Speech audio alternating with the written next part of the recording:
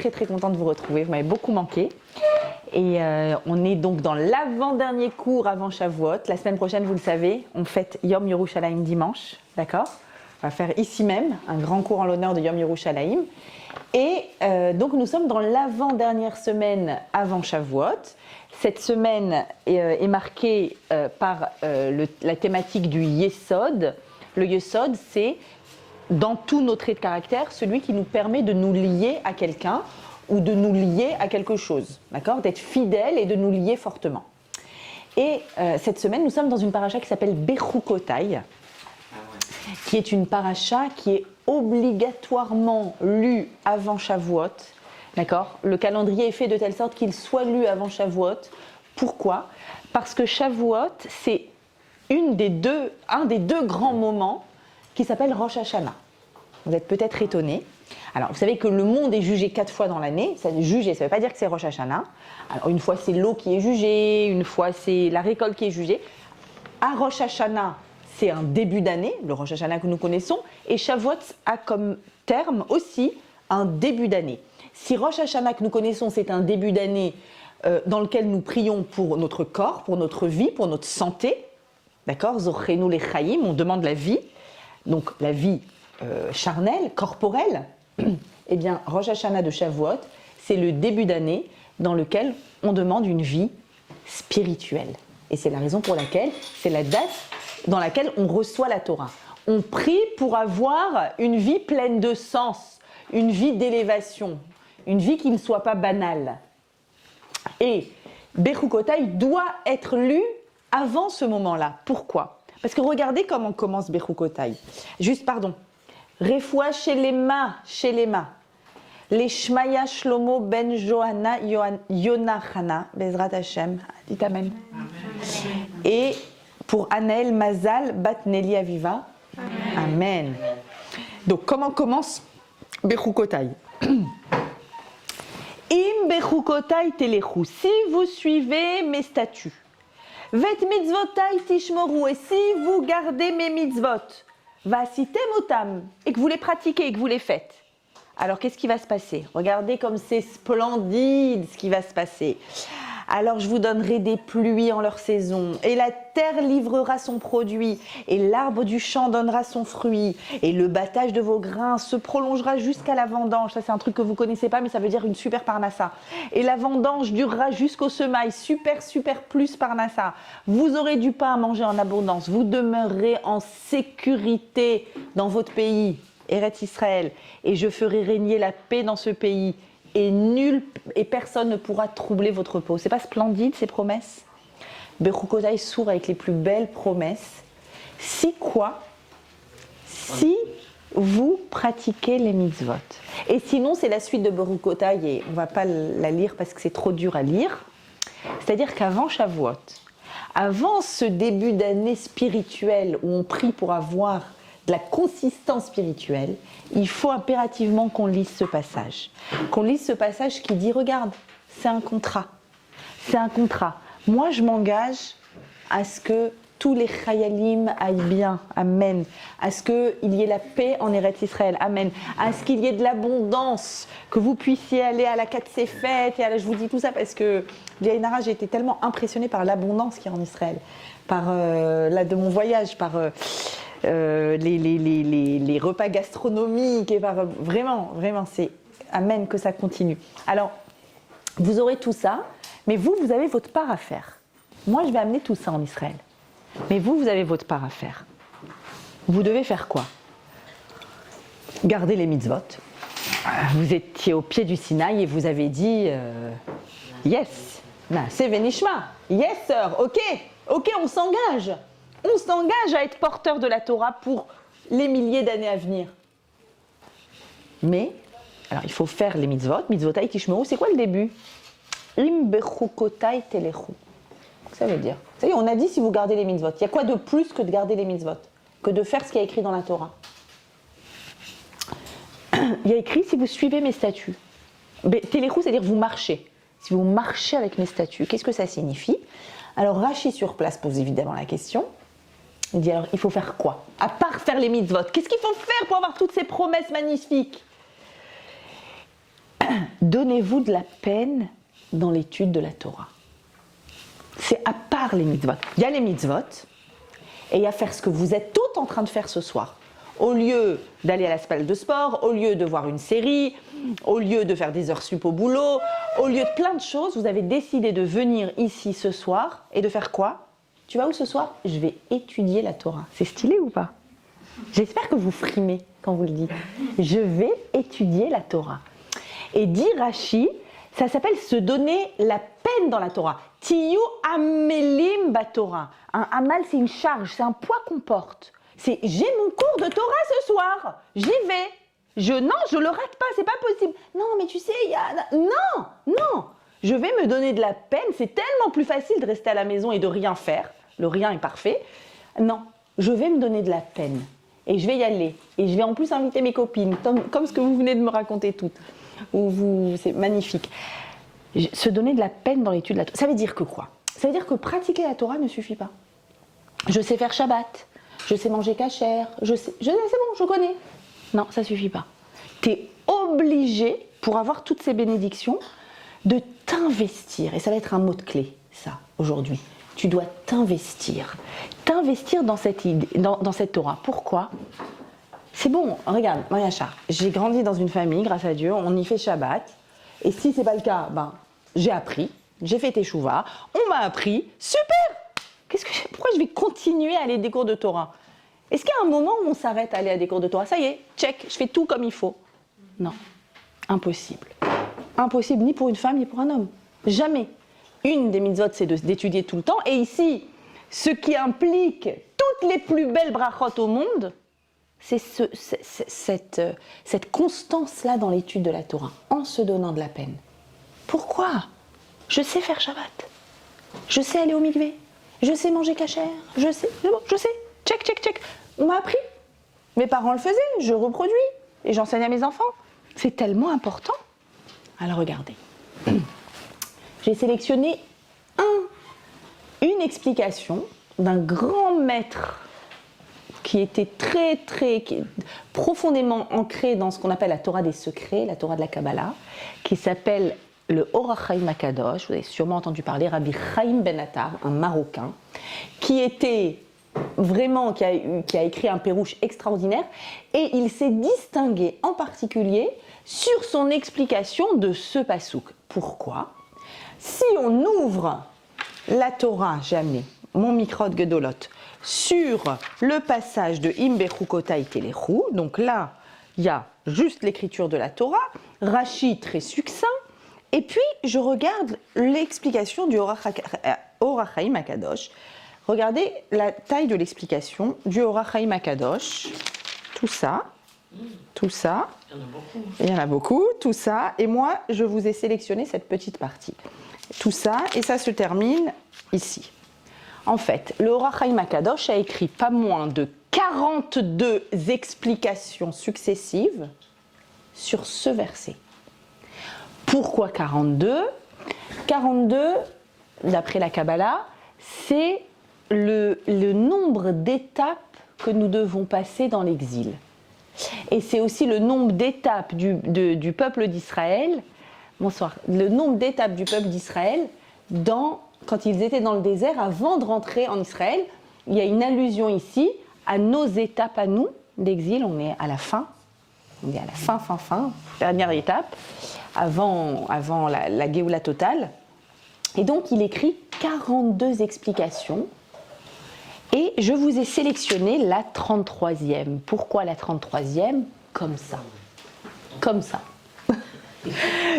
Une qui nous est vraiment accessible et qui va dans le sens de ce que je voulais enseigner aujourd'hui. Et qu'est-ce qu'il dit? Alors je vais vous le lire en hébreu si mes yeux qui vieillissent me le permettent, vu la taille de l'écriture, et je vous ai mis la traduction en français. Alors il dit comme ça. Sheyarshov Adam, ki ikar hamitzvot veto aliotam eino ela lemi sheyodea ikaran veta'aman. Il faut que l'homme réfléchisse bien à cela, que l'essentiel des mitzvot et de leur utilité, ce n'est que pour celui qui connaît l'essence de la mitzvot, Veta Aman, et son sens. En fait, qui comprend pourquoi il fait cette mitzvah-là. Et, alors on va continuer dans le texte en français. Et faire une mitzvah sans la comprendre, ça nous arrive. Mais comment? Oh, non, c'est péché, fais pas ça. Pourquoi? Why? Qu'est-ce qu'il y a? Qu'est-ce que j'ai fait de mal? Non, ça, il faut pas faire. Non, non, ça, tu peux pas manger. Pourquoi? Ah, et ça? Non, non, il faut le faire de cette façon. Non, ça, t'as pas le droit de dire. Non, ça, il faut le faire. Ça arrive très souvent. Très souvent, on a des personnes autour de nous qui nous instruisent et qui nous disent « Ah non, non, non, si je peux me permettre, ça, voilà. J'ai appris que. » Et toi, comme tu es quelqu'un d'incroyable, tu vas dire « Oh, ok, d'accord. T'as compris? Pas du tout. Est-ce qu'aujourd'hui, on peut dire qu'on comprend tout ce qu'on fait? Ça serait malhonnête. On ne comprend pas tout. Et pourtant, voilà que le Or HaChaim HaKadosh nous dit « Quelqu'un qui fait une mitzvah sans la comprendre reviendrait à faire un acte qui est tel un corps sans neshama. » Un acte mort. Un corps sans neshama, c'est mort. C'est-à-dire que tu fais quelque chose qui est complètement sec. Oui, attendez, rassurez-vous, rassurez-vous. Et d'ailleurs, il cite le Harizal, le Hari HaKadosh, qui disait que faire un acte sans l'intention appropriée, c'est comme un ustensile vide. T'as un ustensile, à quoi il te sert? À être rempli? Bah, il est vide le tien. Wow. Car l'essentiel réside dans notre pensée, dans les intentions que nous mettons dans ce que nous faisons. Et si l'homme accomplit, pardon pour la faute d'orthographe, si l'homme accomplit la mitzvah, pourquoi? Et tu dis, mais pourquoi tu le fais? Je sais pas, j'ai pas compris. Mais t'es bête ou quoi? Mais pourquoi tu fais ça si tu le comprends pas? Bah, je sais pas, on m'a dit que c'est écrit comme ça dans la Torah, que c'est Hachem qui a demandé. Ah, tu le fais parce qu'Hachem l'a ordonné, ça a de la valeur. C'est un lot de consolation, mais ça a de la valeur. Parce que sache que Dieu considérera l'accomplissement comme s'il avait été fait avec toutes les bonnes intentions. Donc, qu'est-ce qu'on vient de dire? Pourquoi on vient ici, tous les lundis? Pourquoi on se réunit? Pour comprendre, pour donner du sens. Pourquoi on se donne de la peine dans l'étude de la Torah? Parce que pour l'instant, on ne comprend pas tout. Et il faut beaucoup d'études pour comprendre.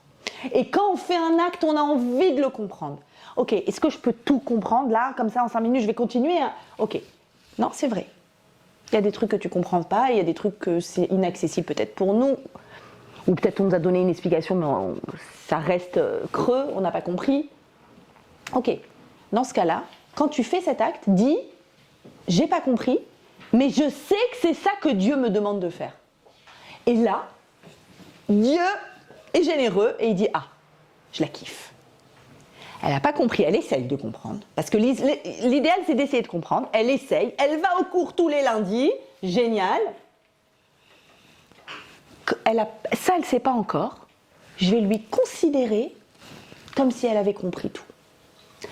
Et continue le Or HaChaim et il dit, mais attention, juste après il y a écrit « Ve'et mitzvotai tishmoru » et vous gardez mes mitzvot, ça veut dire quoi? Ça, c'est juste pour te dire, c'est bien de comprendre, mais t'arrêtes pas là. Après, il faut faire quand même. Qu'une intention qui serait désincarnée d'un acte, d'une mitzvah, ça suffit pas. Ah, une mitzvah que tu n'as pas comprise, alors au moins, il faut dire, je sais que c'est ça qu'Hachem il attend de moi, et continue à te donner de la peine dans l'étude de la Torah. Continue à te donner de la peine. Il faut que tu te donnes de la peine. Pourquoi? Pour arriver à quelque chose qui t'appartienne, que tu te l'appropries. Et pas quoi? Qu'est-ce qu'il ne faut pas? Il ne faut pas que tu dises « j'ai appris comme ça chez ma grand-mère ». C'est comme ça qu'on faisait chez nous à Tunis, au Maroc, je sais pas, en Ukraine, en Lituanie. C'est comme ça. Mais si, j'ai toujours vu. Alors nous, on se dit ah, c'est trop bien, c'est bien parce que il y a une transmission. Alors les recettes, on est pour les transmettre. La DAF, la PKELA, c'est bien de transmettre. Par contre, c'est comme ça qu'on a toujours fait, c'est pas une raison. C'est pas une raison valable de pourquoi on fait une mitzvah. La Torah, c'est ce qu'il y a de plus intelligent au monde. Il n'y a pas plus infini que l'intelligence infinie de la Chorma. Et encore, nous, ce qu'on peut accéder, c'est minime. Mais ça va donner vie émotion et sens à tout ce que nous accomplissons. On se rappelle, on est juste avant le don de la Torah. Dans moins de 2 semaines, le don de la Torah. Fondamental de quoi? De ne pas vivre une Torah héritée. Un héritage. C'est quoi un héritage? Un héritage, c'est t'as rien fait, t'es né dans cette famille, bim, tu hérites du magasin, de l'appartement, de l'ADN. T'as rien fait. Ça arrive. C'est pas un héritage. Un héritage, c'est un copier-coller. Si tu vis une Torah copier-coller, c'est pas ta Torah. C'est pas ta compréhension. Et sachez que la première explication, je vous ai dit qu'il en a donné 42, la première, une des premières, je crois, explication du Orach Chaim HaKadosh, il dit pourquoi c'est au pluriel, mitzvotai, chukotai. Il dit parce qu'en fait, sur chaque mitzvah, il y a 70 facettes et 70 compréhensions. Et chacun d'entre nous, il a sa compréhension. C'est-à-dire, il a son éclairage, son déclic intellectuel, ce que ça fertilise à l'intérieur de lui. Et c'est bien que ce soit à soi, propre. Pas parce qu'on m'a dit de faire, ou parce que les autres font, parce que je le fais, parce que c'est à la mode. Oh, c'est stylé de faire Shabbat. Non, non, non. Même si c'est très stylé de faire Shabbat, non. Toi, ce que tu vas faire, tu dois faire ton Shabbat. De la façon dont il te parle, le Shabbat. Il ne te parle pas encore, va et étudie. Va et réfléchis. Ça ne doit pas être un héritage. C'est pas possible, même si on grandit dans une famille pratiquante, qu'on pratique de la même façon que nos parents. Pourtant, on pourrait dire, ah c'est beau! Bah oui, de pratiquer, mais pas de la même façon. Il y a plein de façons de vivre la Torah. Plein. Et il faut la vivre de façon personnelle et authentique. Pour ça, c'est obligé de s'investir personnellement, d'y mettre son cerveau. Elle ne doit pas être un héritage.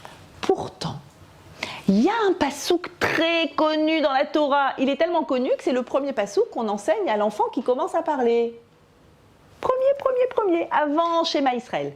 Le premier qu'on dit à un enfant qui commence à parler, Torah, Seva, Lanu, Moshe, Morasha, Keilat Yaakov. C'est un passouk qui se trouve à la fin du 5e livre de la Torah, dernière paracha de la Torah, le jour où Moshe nous quitte. En tant que conclusion, dans la paracha Zot HaBeracha, voici la bénédiction, on dit ce verset, Torah Tziva Lanu, la Torah nous a été ordonnée par Moshe, Morasha, Morasha ça veut dire quoi? Ça vient du mot Yerusha qui veut dire un héritage, et d'ailleurs c'est traduit comme ça, vous le voyez, elle restera l'héritage de la communauté de Jacob, c'est un héritage. Elle nous est ordonnée par Moshe au Sinaï et c'est un héritage. Alors, héritage ou pas héritage? Problème. Gemara. On étudie la Gemara. Le Talmud dans Psachim, page 49, pour celles qui veulent vérifier. Dit comme ça. Attention.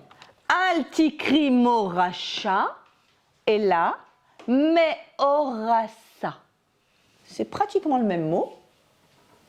Toute chouïa de différence.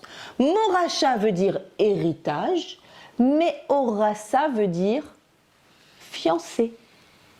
Je ne veux pas que tu lises un héritage parce que tu pourrais croire qu'il suffit de reproduire tout le temps la même chose. C'est bon, je fais la Torah.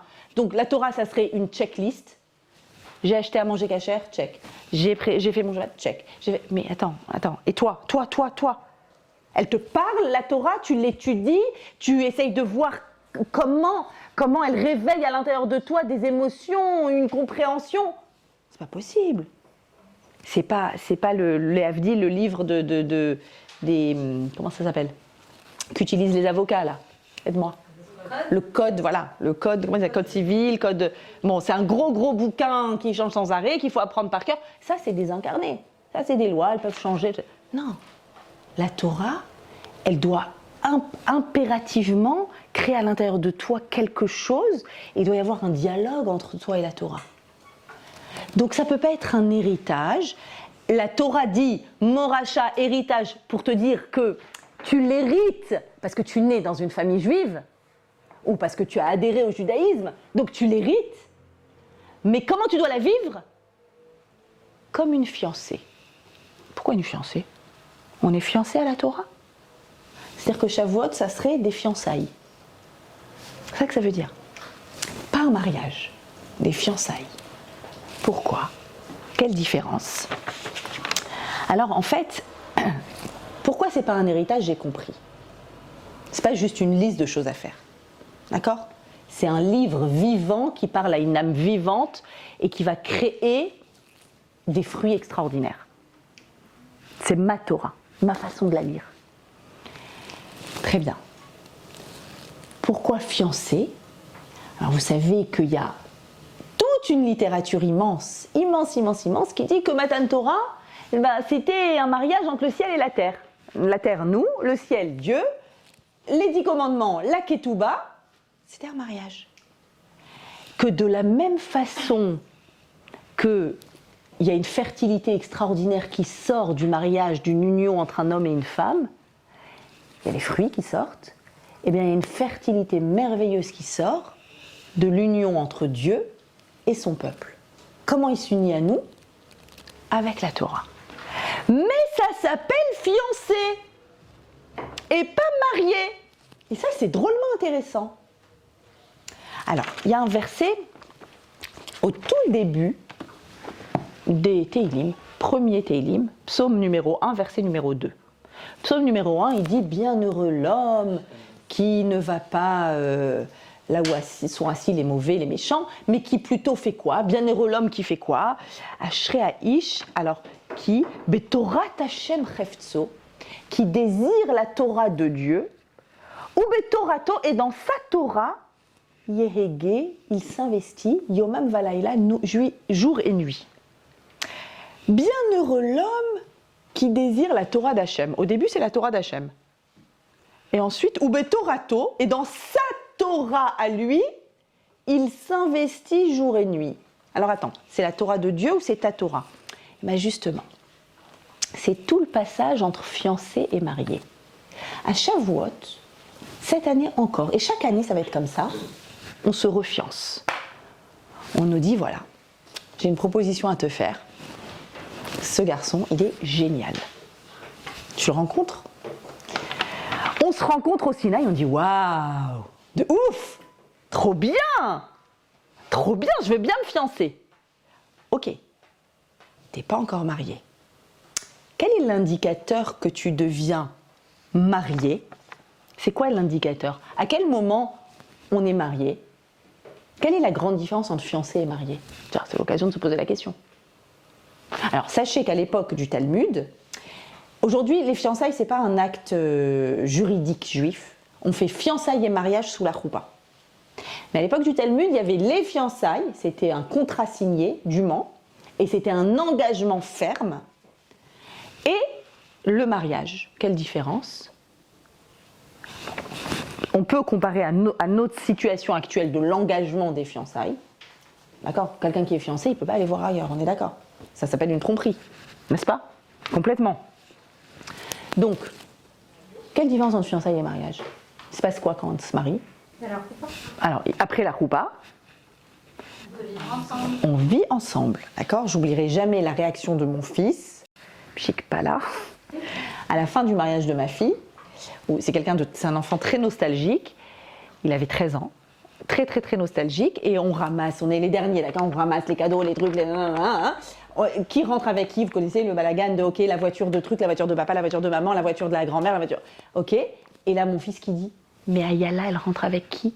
Elle rentre pas dans notre voiture? Je dis non, mais elle est partie avec ça, elle est partie avec son marié. Il s'est mis à pleurer. Il s'est mis à pleurer. Il dit mais ok, elle s'est mariée, mais pourquoi elle rentrerait pas à la maison? C'est quoi ce truc? J'oublierai jamais ça. Il y a des choses simples qu'on oublie de dire à nos enfants. Le mariage, ça veut dire qu'elle vient. Alors, elle va venir, mais plus de la même façon. Et donc voilà, c'est ça la grande différence. C'est qu'on vit ensemble et donc, on s'investit dans la relation. Ça ne veut pas dire que quand on est fiancé, on ne s'investit pas. Mais on s'investit quand on est ensemble. Et il y a d'autres choses. Il y a mon travail, il y a ceci, il y a cela. Quand on est marié, c'est un investissement permanent. Je vais aussi au travail, mais je partage ce qui se passe au travail avec mon conjoint.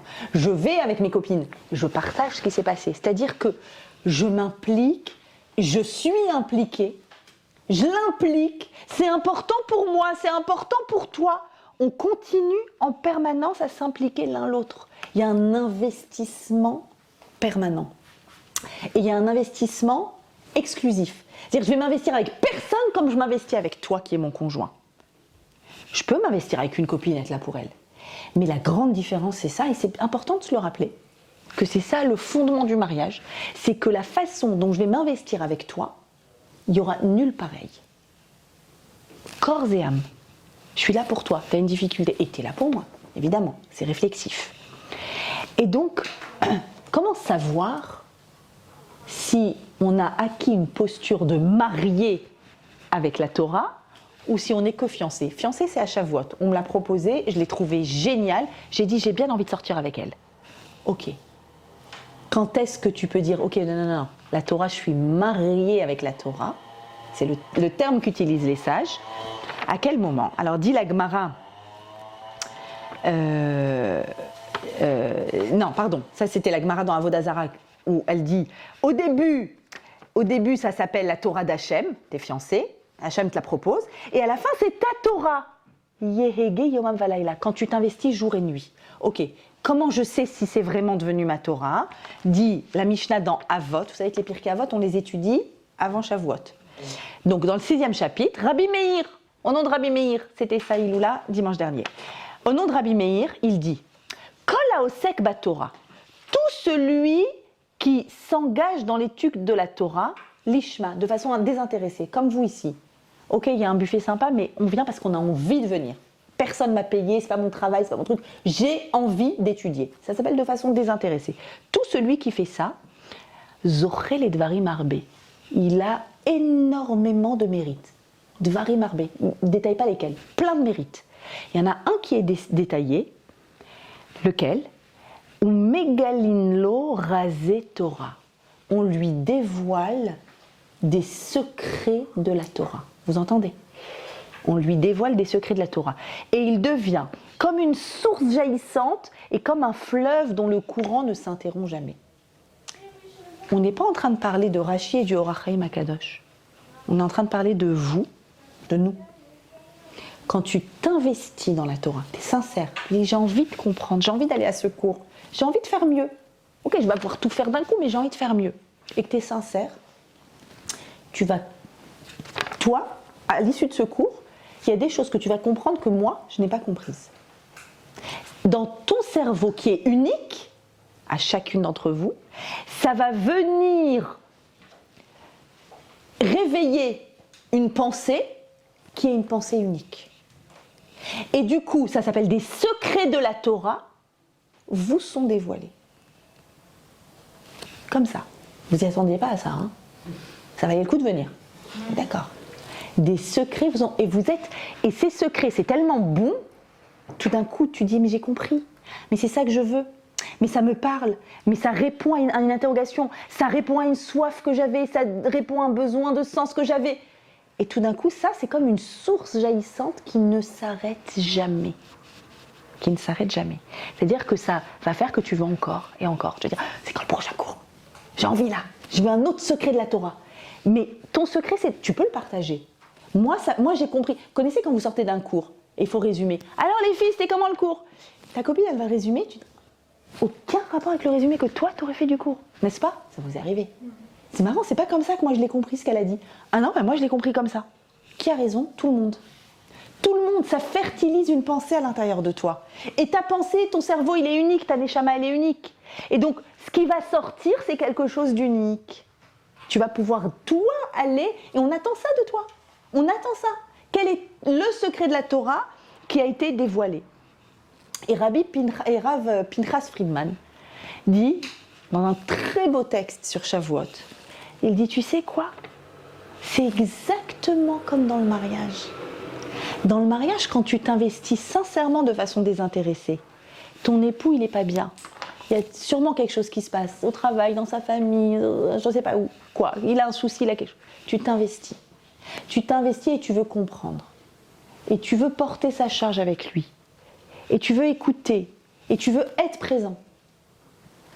Ce qui va se passer, c'est qu'à force d'investissement, exactement comme pour la Torah, dans laquelle on s'investit et on peine, le mariage s'acquiert au prix d'une peine. D'une peine au sens noble du terme. Je peine pour y arriver. C'est pas un acquis. On est sorti de la choupa, c'est fait. Comme pour la Torah, je suis sorti de Shavuot, c'est fait. Non, non. Maintenant, c'est maintenant que tu t'investis. C'est maintenant que tu y mets tout ton cœur et toute ton âme. Et qu'est-ce qui va se passer? La même chose, dit-il, dit Rav Pinchas Friedman. Il y a des secrets de l'autre qui vont apparaître.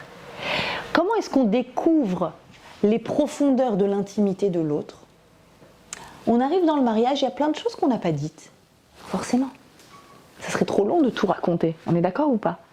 On a des pensées, on a des choses, et tout d'un coup, au gré d'une discussion, tu dis « Mais c'est horrible !» Pourquoi c'est horrible? Pourquoi tu le vis comme ça? Et là, vas-y, explique-lui ce que ça réveille à l'intérieur de toi. Pourquoi toi, tu as trouvé que c'est difficile? Ou pourquoi tu as trouvé que c'est magnifique? Ou pourquoi tu as trouvé... C'est ton appréciation. Pour la même situation, l'autre a eu une autre appréciation.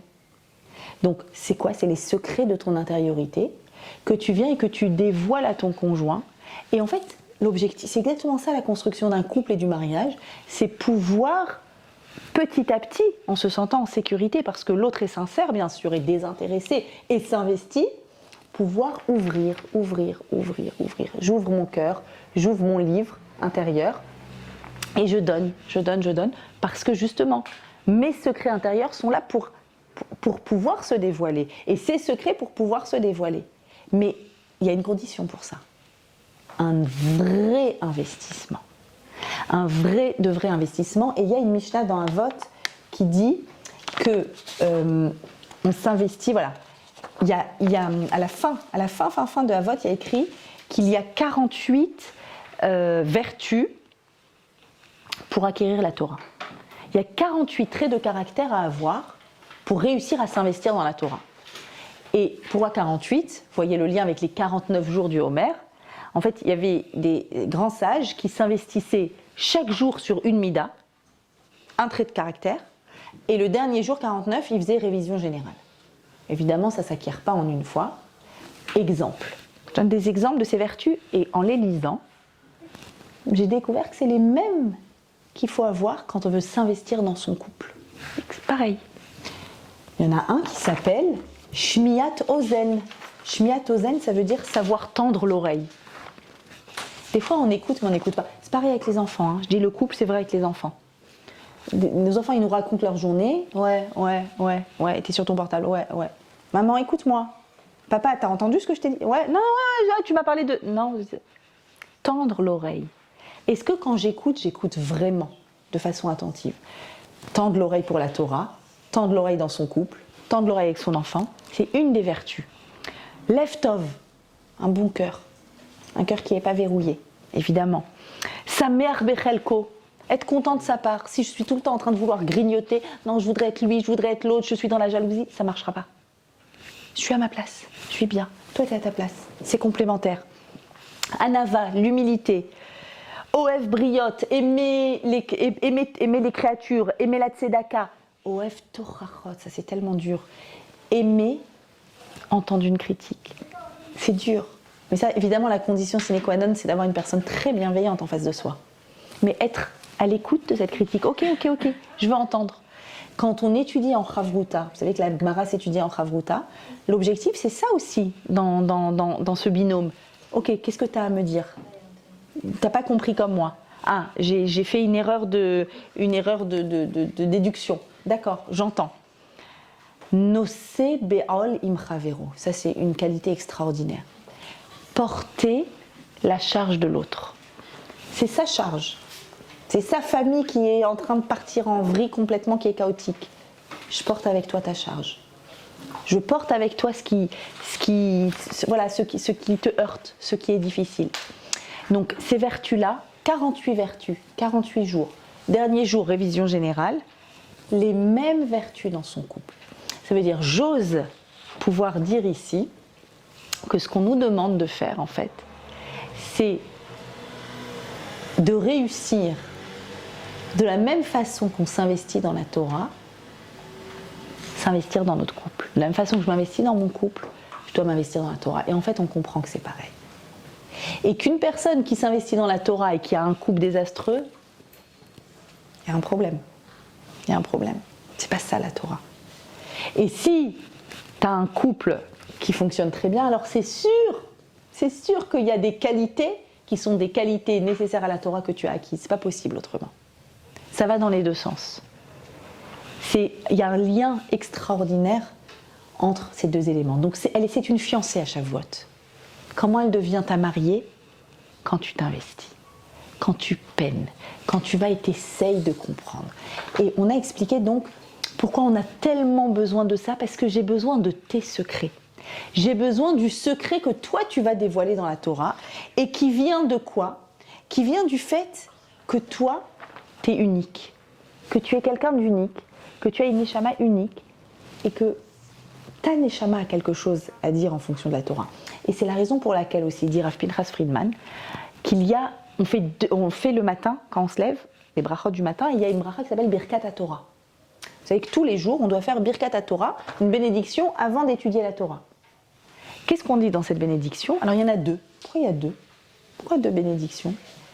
La première, elle dit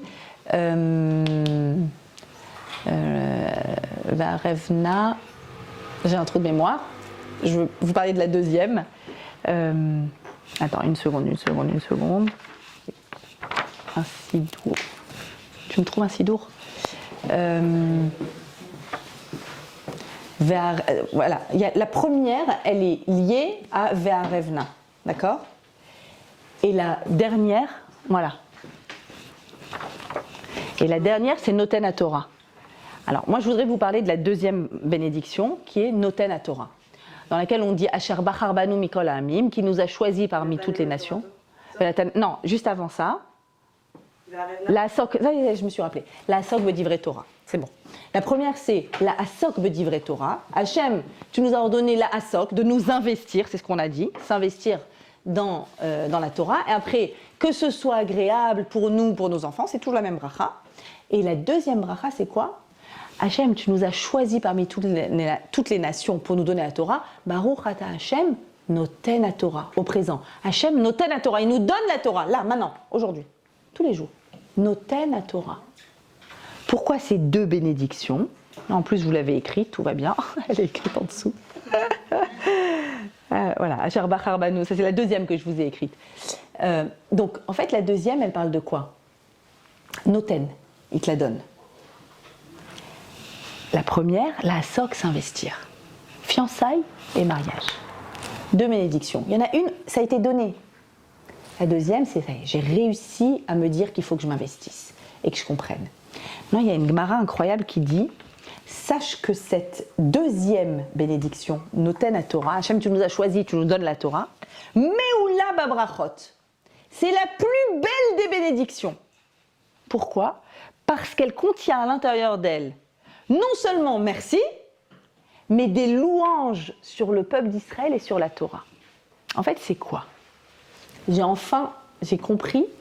Il y avait des fois une phrase qui me sort avec mes enfants, qu'ils adorent, et j'ai vu à quel point ça fait de l'effet. Et en fait, j'ai compris d'où elle vient cette phrase. Elle vient c'est comme cette bénédiction. Dans cette bénédiction, on dit quoi? On dit waouh, j'ai été choisie VIP. Il me veut pour recevoir la Torah. C'est que je le vaux bien. On est d'accord? Il me la donne à moi. Pourquoi c'est magnifique comme bracha? C'est comme, ça m'a fait penser quand on dit à son enfant, et il faudrait savoir le dire à son conjoint, gros challenge, défi que je vous lance aujourd'hui. Moi je dis à mes enfants, quand je leur fais un bisou, merci Hachem de m'avoir donné cet enfant. Et mes enfants ils fondent, évidemment. C'est quoi merci? C'est-à-dire, en fait je m'adresse à Hachem, merci Hachem. Et alors, l'enfant il se dit waouh, je suis tellement au top, j'aurais pu être donnée à une autre maman, mais j'ai été donnée à cette maman. Et je suis tellement au top que ma maman, elle est contente que c'est elle qui m'a eu. Donc évidemment, il va dire ah, merci Hachem de m'avoir donné cette maman. Évidemment. Et en fait, j'ai réalisé en préparant ce cours que dire ça concernant son conjoint, je vous mets à défi, ça serait dire merci Hachem de m'avoir donné ce mari. Je veux entendre qu'il y a un mari qui n'est pas au top du top après avoir entendu une bénédiction pareille. J'ai envie de voir ça. Il n'y a rien en fait de plus valorisant. Parce que qu'est-ce que tu fais? Tu remercies Hachem, en même temps tu valorises. C'est une louange extraordinaire. Donc en une phrase, tu fais deux choses. Tu dis « Waouh, merci Hachem », je crée un lien avec Hachem. « Waouh, il est au top, mon enfant, mon mari ». Tu as dit ça, c'est le plus bel acte de valorisation que tu peux donner à une personne. J'aurais pu ne pas t'avoir, mais je t'ai eu. La classe ou pas? Là, aujourd'hui, ce soir, on a le top one de la phrase la plus glamour qui existe. Est-ce qu'on est d'accord? Semaine prochaine, je veux avoir résultat des courses. C'est exceptionnel de pouvoir dire ça. Mais oula babrachot, dit la Gemara, la plus belle des brachot. Et en fait, c'est une bracha qui inclut à l'intérieur d'elle un lien à Hachem et un lien à l'autre. Or, depuis le début du cours, là, je vous embête avec s'investir. On s'investit dans la Torah et c'est exactement comme s'investir dans une relation. Et vous le savez aussi bien que moi, comment la Torah va nous être donnée à Shavuot, là? On va la recevoir comment? Ah non, on n'a pas les 10 commandements. Sous quelle forme? Le 6 Sivan, on reçoit quoi? Khamsha, Khamsha.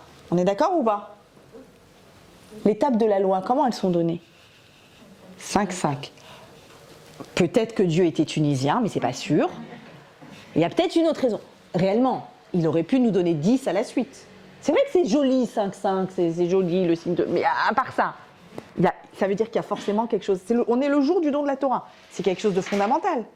Pourquoi 5-5? Alors, vous connaissez la réponse classique. Pourquoi il y a deux tables en parallèle?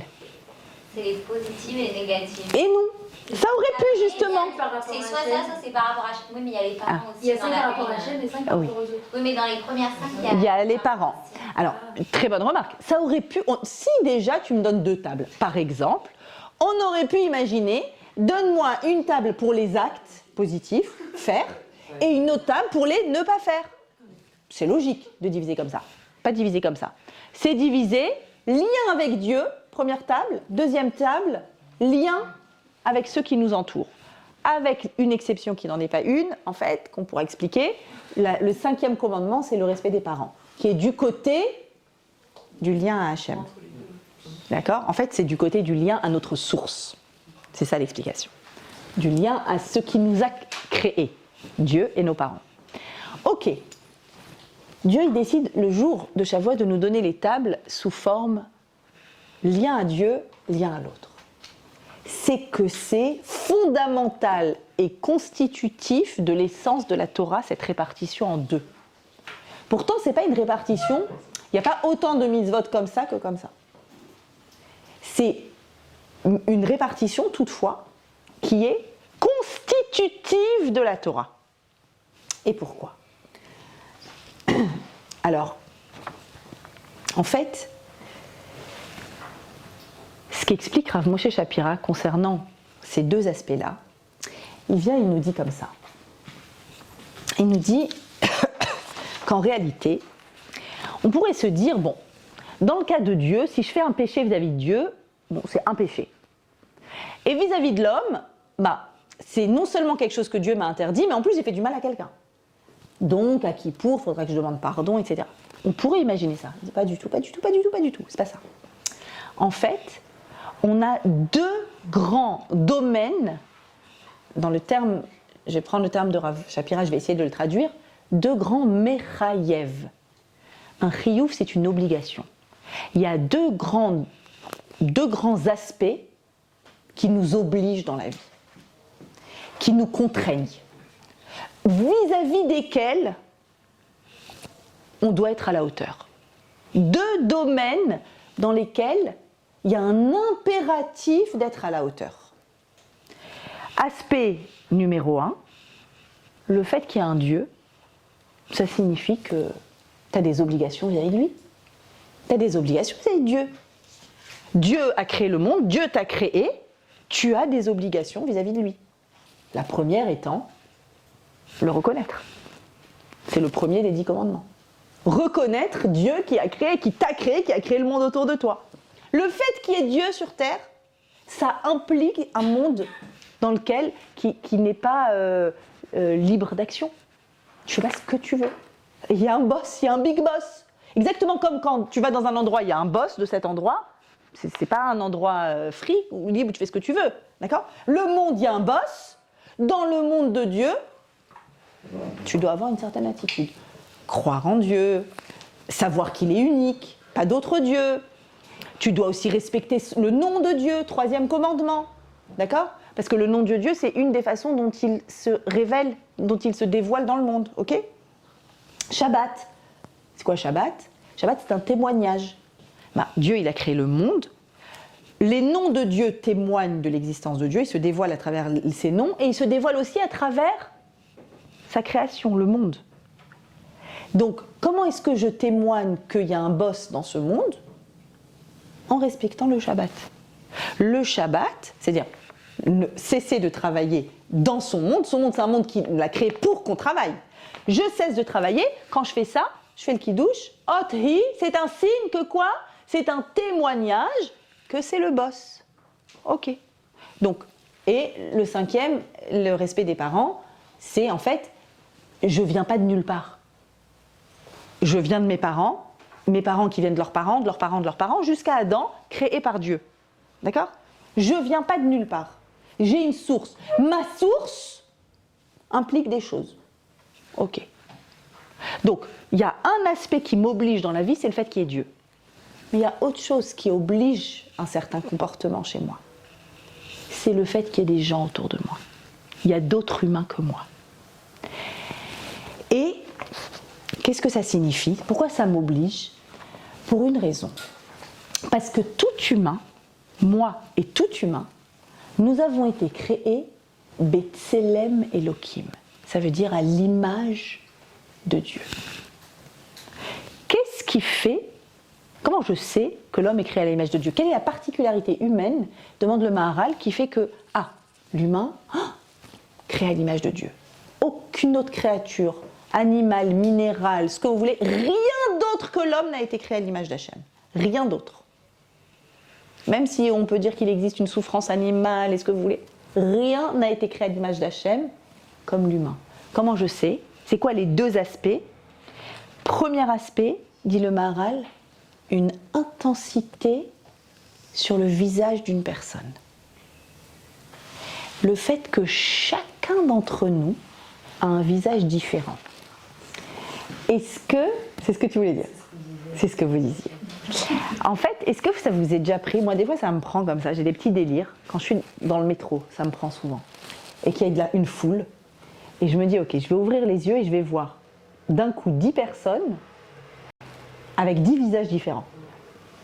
Et tu les regardes. Après, quand on réfléchit une seconde à cette idée, on a tous les sourcils au même endroit, le nez au même endroit, les yeux au même endroit, des pommettes, une bouche, on a la même chose. On est fait pareil.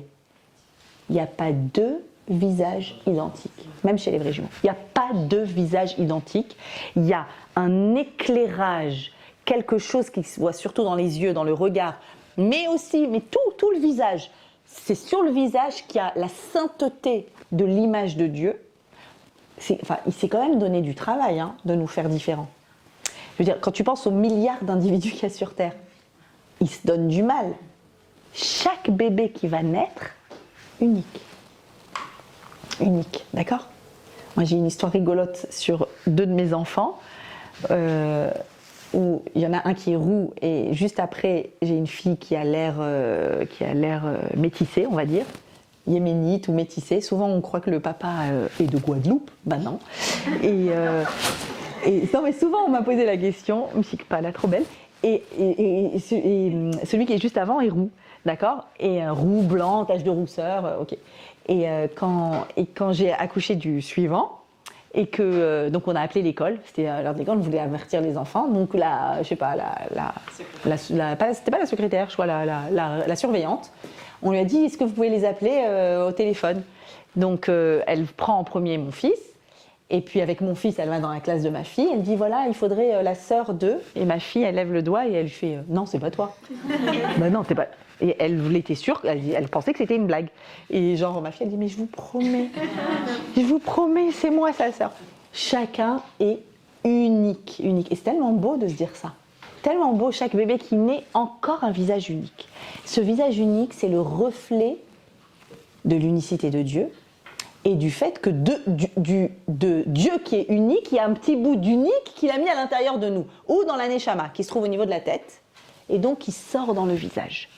Premier élément qui fait qu'il y a l'image de Dieu, c'est le fait que chaque visage est unique et a un éclairage spécial. Deuxième élément qui montre, qui est l'expression du fait qu'on est fait à l'image de Dieu, statue haute, verticale. Tout est à l'horizontale, tous. Nous sommes à la verticale.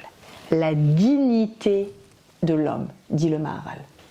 Tu as à l'intérieur de toi une parcelle divine unique et une dignité inaltérable. Tu te tiens debout, avec la partie intellectuelle vers le haut, comme une flamme. Tu es comme une flamme qui pointe vers en haut. Et tu cherches du sens, et tu viens étudier la Torah. Et ton cerveau se fertilise avec tout ça. Donc, ces éléments-là, c'est les éléments qui font que chaque personne, en tant que telle, du fait qu'elle existe, ça implique pour moi un comportement adéquat à quoi ? Je suis devant quelqu'un qui est fait à l'image de Dieu. Moi aussi, je suis faite à l'image de Dieu. Donc personne ne doit me faire du mal. Pareil. Mais je ne peux faire du mal à personne. Ni faire honte, ni du lachon hara, ni ne pas donner un bon conseil, ni se dire oh il lui est arrivé ça, c'est pas grave. Non, porte. Tu dois sentir. Pourquoi ? Parce que cette personne, il y a une parcelle divine à l'intérieur. Et donc ça implique un comportement pour toi. Tu peux pas avoir un comportement banal quand tu as quelqu'un à côté de toi, c'est pas possible. Un comportement ok, elle pleure, ok. Il y a quelqu'un qui pleure à côté de toi. Il lui arrive quelque chose. Tu es obligé de réagir. Tu es obligé d'avoir un comportement qui est donc le comportement que la Torah attend de nous. Et donc, quand, par exemple, la première parole, c'est « il y a un Dieu », ça impose quelque chose, ça implique quelque chose pour moi. En face de ça, il y a quoi ? En face de ça, il y a « tu ne tueras pas ». Alors on pourrait dire, il ne faut pas tuer parce que c'est pas joli de tuer. Hein. Qui tuer pour enlever la vie ? Tu tuer personne, tu n'as pas le droit de décider d'enlever la vie, c'est Dieu qui donne la vie, c'est Dieu. Ok. Mais en fait, ici, on est en train de dire autre chose. On est en train de dire, tu sais pourquoi ? Parce qu'il y a une partie de Dieu chez l'autre. Et dans tuer, il y a faire honte, il y a tous les dérivés de tuer. D'accord ?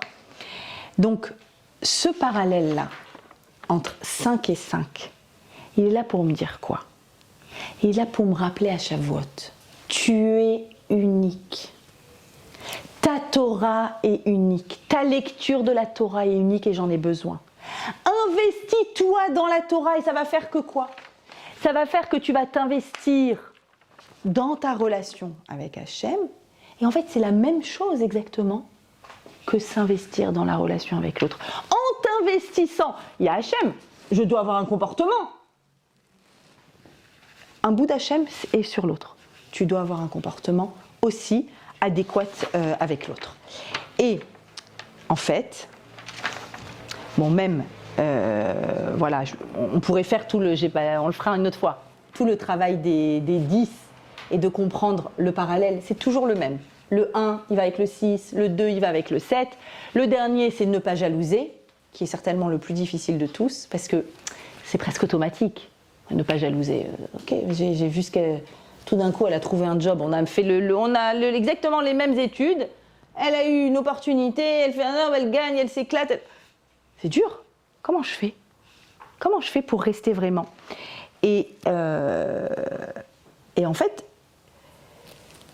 face à ne pas jalouser, il y a respect des parents, 5 et 10, le respect des parents. Et le respect des parents, c'est ma source. Je viens d'eux. C'est eux qui m'ont donné vie. de façon unique. Jalouser, tendre la main et dire hop, je prends ici, je prends là, c'est quoi? C'est dire finalement, il n'y a pas une source unique qui fait que j'ai ce que j'ai. C'est au gré d'eux, c'est le hasard, ou c'est être fif. Non, non, non. Il y a une source unique. Il y a une source unique qui te donne la vie, il y a une même source unique qui te donne ce dont tu as besoin pour accomplir ta mission. Et donc en fait c'est très intéressant de voir à quel point, en fait les 10 commandements c'est 5 commandements. Et dans cette phrase que je disais tout à l'heure, waouh, merci Hachem de m'avoir donné toi, on peut le dire à une amie, on peut le dire, vous pouvez décliner cette phrase à toutes les sauces. Oh, c'est trop mignon. On peut le décliner, merci de m'avoir donné cette rencontre, merci de m'avoir donné ce cours de Torah, merci de m'avoir donné... Voilà, on peut décliner ça. En fait, on est en train à la fois de dire l'autre me donne quelque chose dans son unicité, Hachem me donne quelque chose et il est unique. Et je suis unique. Et donc, en fait, s'investir dans un lien qui est unique. Mon lien que j'investis avec là-haut, il est unique. Mon lien que j'investis avec une personne, il est unique. Et le lien que tu as avec telle copine, c'est pas le même que tu as avec telle copine. On est d'accord? Comment ça se fait? Du fait de l'unicité des Neshamot. Maintenant, Rav Shapira, il dit comme ça. Il dit qu'en fait, on vit dans un monde où je ne le trouve plus, c'est pas grave, je vais dire comme je me souviens, où en fait on a vraiment gommé l'individu, l'unicité de l'individu, la mode, les effets de mode, on fait pareil que tout le monde, les groupes, les effets de masse. C'est-à-dire que le monde dans lequel on vit est en train de dégrader, dit-il, l'aspect unique de chaque personne. Et on doit, nous, retravailler dans cette valorisation. Évidemment, ô combien, c'est vrai au niveau des conjoints, que chacun doit se sentir unique dans une amitié. Nos enfants, à quel point on doit leur donner cette impression que chacun est unique, surtout quand il y a une fratrie nombreuse, et qui peuvent se dire « Non, je fais partie d'un tout, je fais partie de la classe, je fais partie de la fratrie, je fais partie de... » Non, non, non. Un professeur, la différence entre un bon et un moins bon professeur, c'est ça, celui qui vraiment voit chaque élève. Et c'est donner à chaque élève l'attention dont il a besoin particulièrement. Pas, bon, je fais un cours de masse pour tout le monde. Et voilà, je le retrouve. Un problème essentiel dans notre génération, dit-il, c'est le manque d'importance donnée à l'individu. Et donc, on a des obligations vis-à-vis d'Hachem et vis-à-vis de l'autre. Et dans l'étape de la loi, Hachem va nous présenter quoi? 2 existences supérieures qui impliquent quelque chose, celle d'Hachem et celle de l'homme. Ces 2 existences-là vont formater d'une certaine façon un comportement qui doit être un bon comportement. Et c'est ça Shavuot et c'est ça recevoir la Torah. Et on va juste terminer avec cette phrase-là dans Devarim qui dit comme ça. Dans le 5e livre de la Torah, il dit comme ça. Hishamer lecha, attention, garde-toi et évite avec soin. Pen tishkach et advarim, il ne faut pas que tu oublies ces choses-là que tes yeux ont vues. Donc c'est Moshe qui nous met en garde et nous dit, c'est une des mitzvot de la Torah, de ne pas oublier qu'on était au pied du Sinaï, qu'on a reçu la Torah. On n'a pas le droit d'oublier ça. Il faut s'en souvenir. J'étais au Sinaï, Hachem m'a choisi, je suis unique, je dois m'investir dans la Torah. D'accord? Tout ça, se souvenir. Alors fais attention de ne pas oublier. Pas oublier quoi? Ce qu'ont vu tes yeux et de peur de laisser échapper de ton cœur tous les jours de ta vie, verodatam levanecha ou livne banecha, et transmets ça à tes enfants et à tes petits-enfants. Transmets-leur qu'ils ne doivent pas oublier. Quoi? Je répète, les choses que tes yeux ont vues et qui ne doivent pas s'échapper de ton cœur. C'est quoi ces 2 occurrences? Tes yeux ont vu et ton cœur. Il s'est passé quelque chose dans mes yeux au Sinaï et il s'est passé quelque chose dans mon cœur. Mes yeux voient quoi? Dit Rav Shapira. Mes yeux, c'est ça qui voit l'unicité d'une personne quand elle est en face de moi. Et là, je me rappelle, cette personne, elle est unique, elle est faite à l'image d'Hachem, attention. Ne pas tuer, ne pas voler, ne pas faire de faux témoignages, ne pas jalouser. Attention. Tes yeux voient l'unicité, on la voit tous les jours. Il faut juste se rappeler. Qu'est-ce que ton cœur ressent? Ton cœur est sensible à la dignité humaine, la stature haute. Tu sens bien que cette personne, tu ne peux pas la mettre à terre. Regarde, Hachem, il l'a créée droite. Tu ne peux pas faire du mal à cette personne, tu ne peux pas l'écraser. Tu ne peux pas mettre en place un rapport de force. Regarde que ton cœur se sensibilise. Et donc, on a 2 moteurs là à travailler.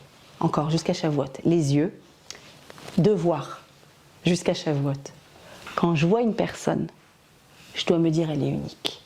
Et elle a quelque chose d'unique à m'apporter, et moi, j'ai quelque chose d'unique à lui apporter. Deuxième chose, mon cœur. Travailler la fonction cardiaque. Mon cœur. Est-ce que mon cœur est sensible à la dignité de l'autre? Moi, il y a ma dignité. Il y a sa dignité.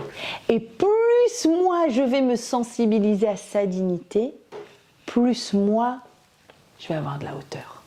C'est comme ça qu'on a de la hauteur.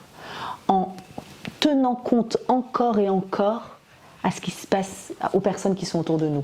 Et réalisez bien que travailler l'un, c'est travailler l'autre. C'est-à-dire que si, par exemple, je dis, ok, maintenant, allez, les personnes qui sont autour de moi, mon entourage, mes amis, à qui je peux rendre service, qui a besoin de moi, à qui je peux apporter quelque chose de particulier, lui faire vivre que cette personne est unique.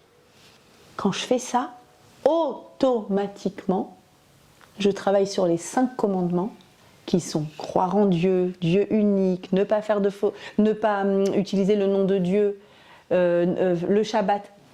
Il y a un parallèle absolu entre les deux.